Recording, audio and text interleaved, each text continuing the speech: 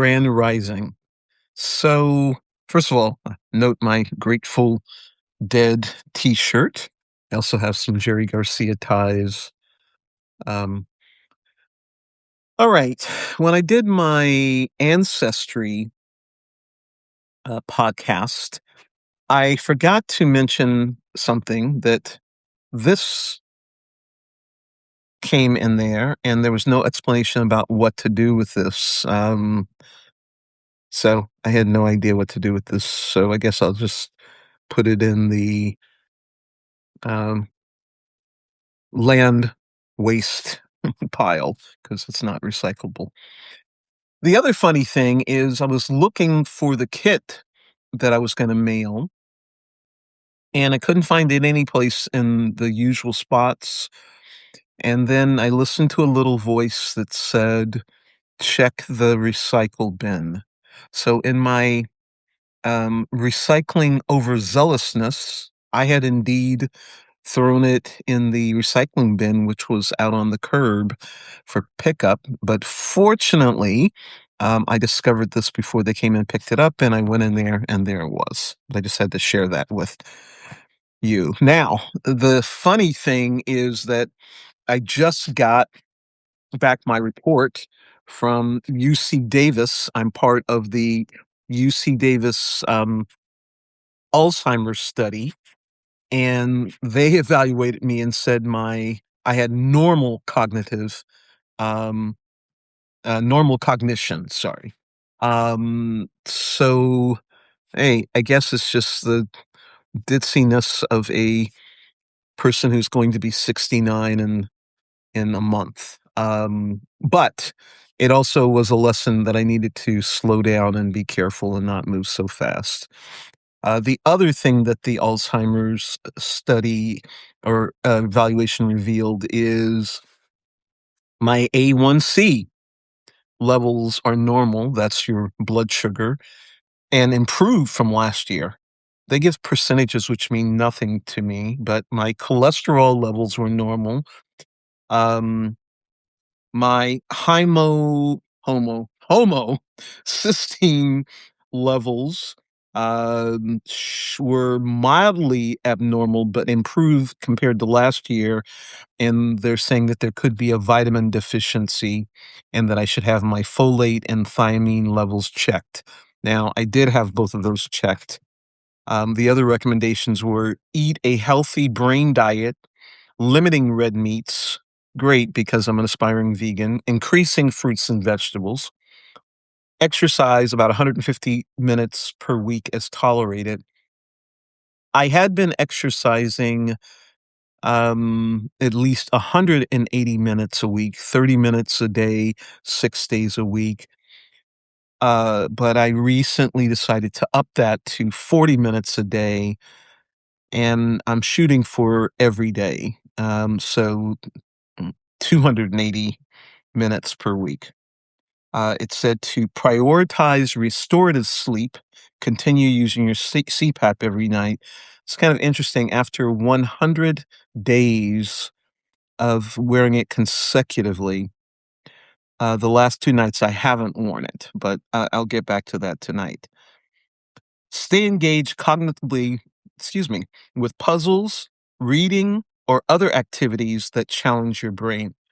That last thing, I'm sorry, not what I said, but the little piece of matter that came out of my mouth reminded me of a scene in Sinners. This doesn't spoil anything that um, basically involved spit. Let's just say it at that, that I just thought was disgusting among any things, even though I think it should win all 16 awards. Okay. So I do the New York Times games every day. I don't do puzzles, but I do read. I do a lot of reading, and I do activities that challenge my day. Stay socially active by spending time with friends and family. That's the other recommendation, and I do that.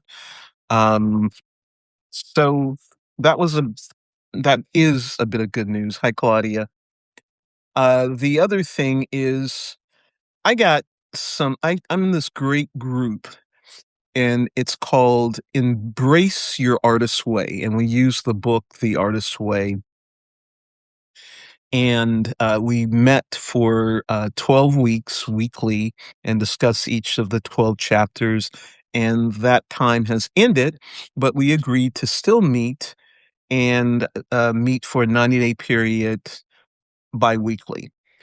The other thing that we agreed to do is write letters to people.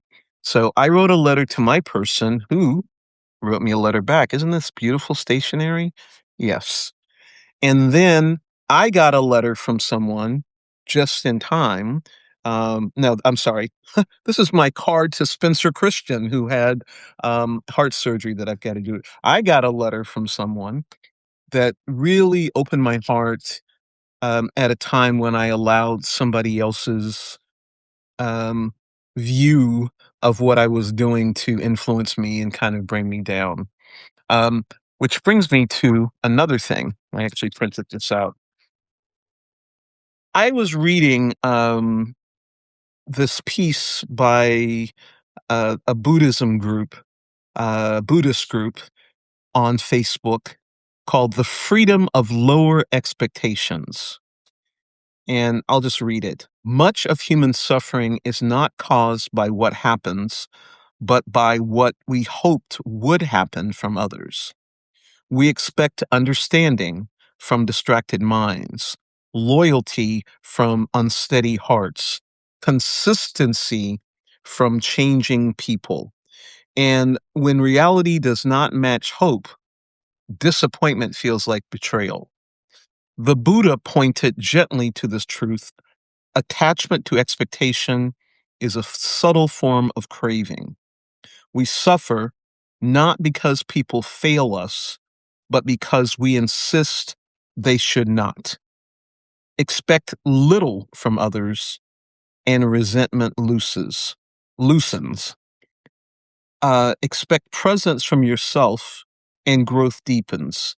Expect discipline from yourself, and life stabilizes. This is not cynicism, it is clarity. People give according to their awareness, their wounds, their capacity in that moment. But your effort, talking about yourself, your integrity, your compassion, your mindfulness, these are always within reach. So place your expectations where you actually have influence. Your reactions, your choices, your character, and something peaceful happens.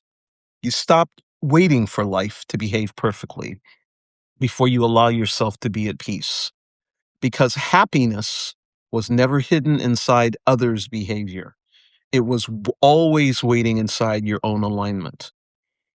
And it ends with, if this resonates, reflect gently today. Am I demanding from others what I have not yet stabilized within myself?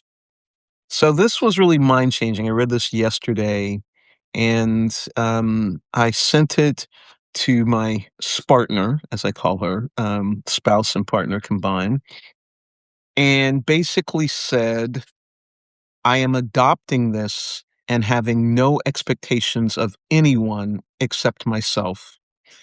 And I had sent her this text before about my love language. And in light of reading this, I decided, that again, I would have little or no expectations because people have lived their life and you may want them to do something in a different way that is not congruent with how they are. And then you've created the drama. Um, so little expectations.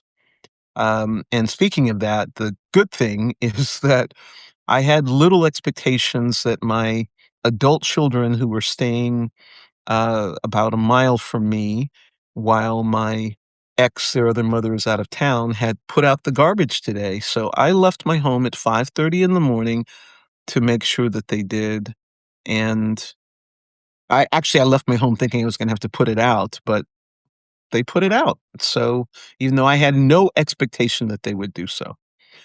Um, Anyway, that's probably enough rambling. Let's see, I made a couple of other lists. Oh, I didn't talk it's not enough rambling because, um, another program that I'm starting on March 16th is called the Sweet Reversal, and it's all about using metabolism to keep yourself healthier.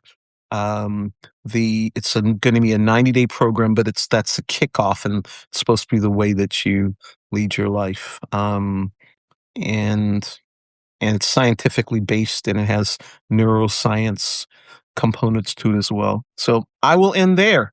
Thank you for listening. Take care. Have a great day and week.